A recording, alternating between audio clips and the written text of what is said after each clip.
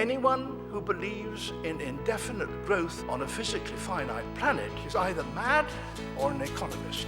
We don't want to focus politics on a notion that involves the rejection of principles around which a large majority of our fellow citizens organize their lives. We are not as endlessly manipulable and as predictable as you would think.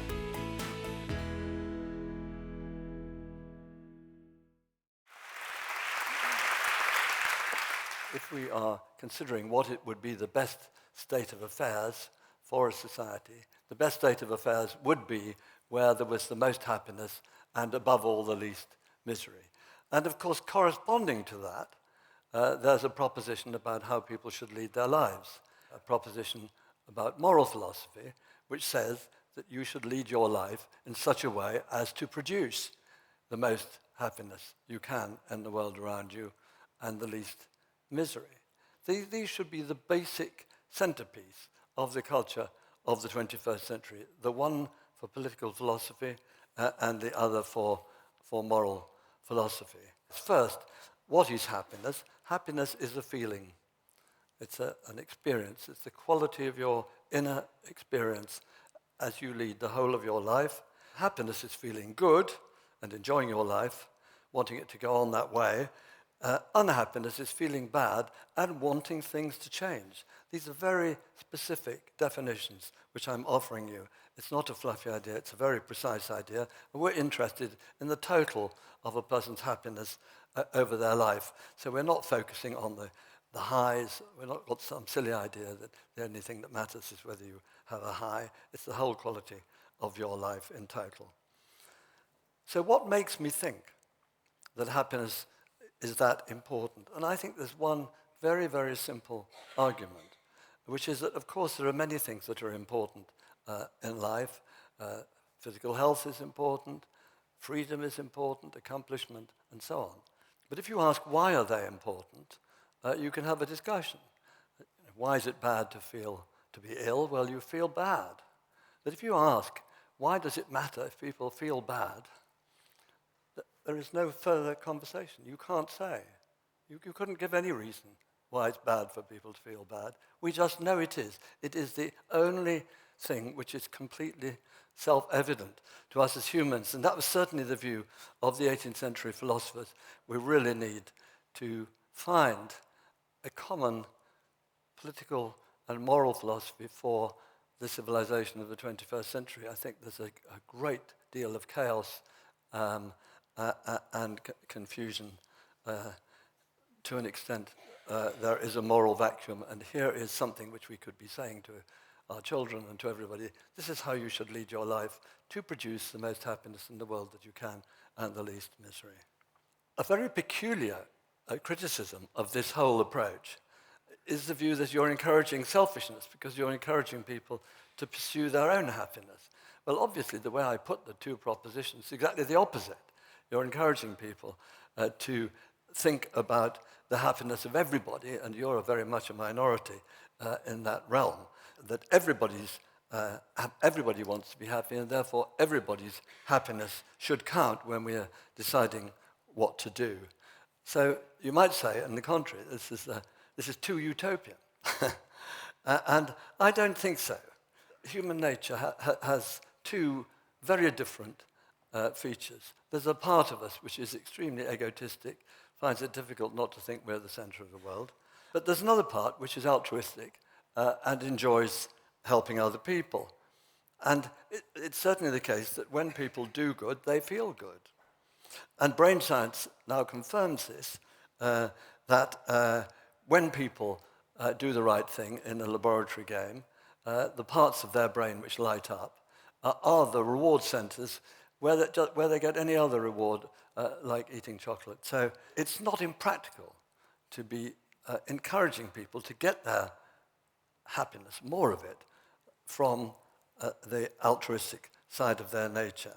We do need a new moral culture that is based on reason, and a secular basis for morality is what we absolutely have to find, and that's what I'm suggesting.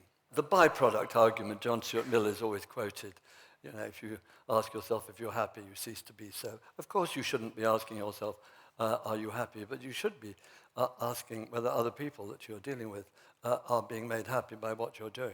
That you should certainly be asking yourself. But exactly how should we be thinking about the welfare of other people?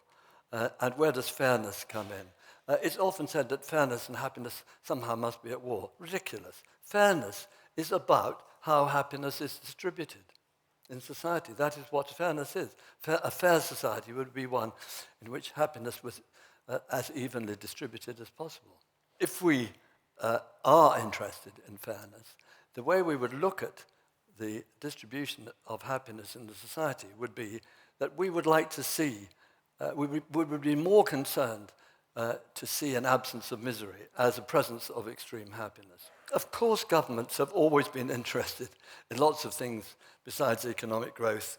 They've been concerned with the relief of misery and with producing peaceful, civilized quality of life. But I think what is obvious is that governments are going to have to concentrate even more on quality of life, which will mean, for example, much more interest in what kind of values children are acquiring in school, more interest in mental health, more interest in general in how people behave towards each other. Now, I want to come on to this question of is happiness fluffy? Happiness is a basic aspiration of every human being. It's just a fact. It's what we most want for our children. It's the theme of much of the world's great literature. You can't possibly say it's a trivial concept.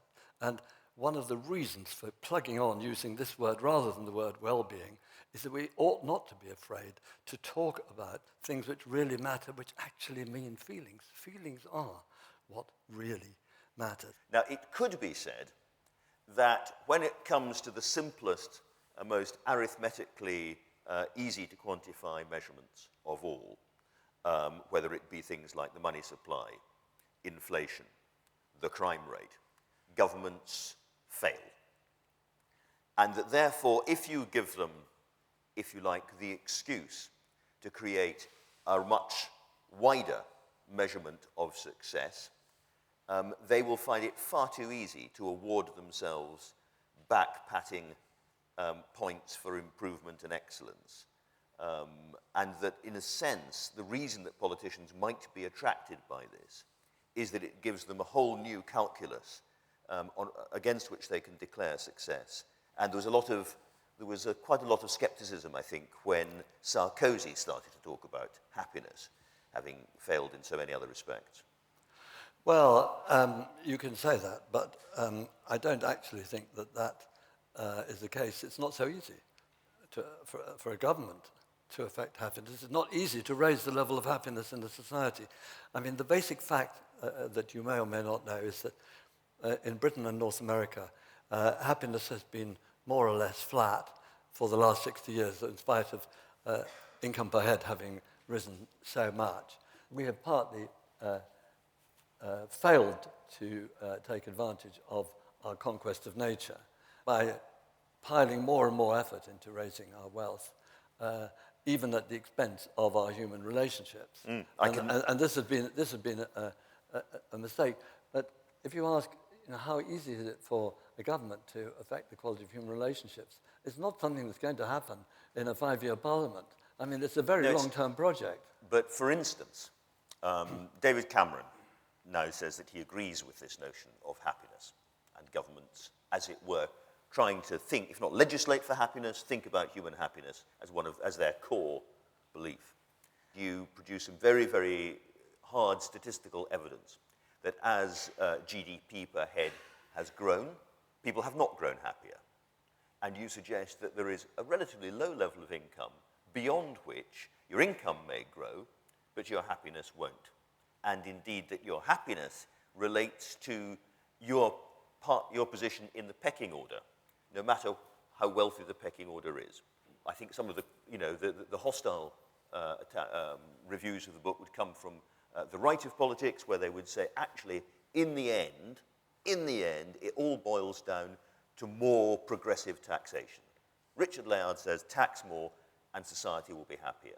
And I just can't believe that David Cameron has taken that message from your book. So he's got another message of happiness, which is why some people will say it can mean anything you want it to mean. Well, at first we should distinguish between happiness and the causes of happiness. This is not that happiness means something different. It's that they get their happiness from different sources. So I think we ought not, and I don't think there actually is, I've never noticed this, a distinction between the left and right over the definition of happiness. There's disagreement about what the causes are. Different about how to get there. And I think that the science will, bit by bit, clarify these issues. Can science actually get there, though? Because, for instance, you might have one belief about happiness, which, is there, which says, actually, it's very connected to fairness, and social well-being has a lot to do with fairness, and therefore a pretty aggressively flattening out tax system helps.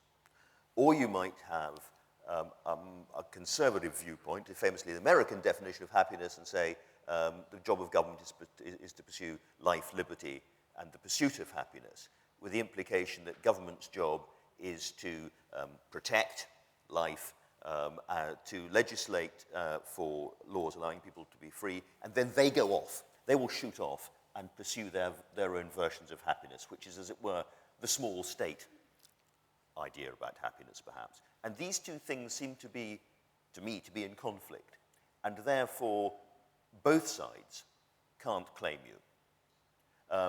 Ed Miliband and David Cameron cannot logically be as enthusiastic about the Layard project as one another if the Layard project means something crunchy. It's certainly true that, there was almost nobody at the time of Jefferson who would have thought we should have the state spend nearly half our income. But for various reasons, we've got to that, which we can come to. But I'd just like to say about Jefferson that he did think the care of life and happiness is the sole legitimate object of government. I thought this is something which I totally agree with, even though the implications that he drew from it for policy were based partly on the circumstances of the time, partly on the science of the time. What happens is that the richest people in the more equal societies are actually living longer than the richest people in the least equal societies, who are obviously richer than the first group. So it's obviously not just the distribution of income which is having that effect. It's something to do with the culture of mutual respect. But I think we're beginning to learn things like this, that unless a culture is based on mutual respect and people wanting to experience fellow feeling with other people, rather than wanting to show all the time how different they are from other people, you're not going to have a happy society.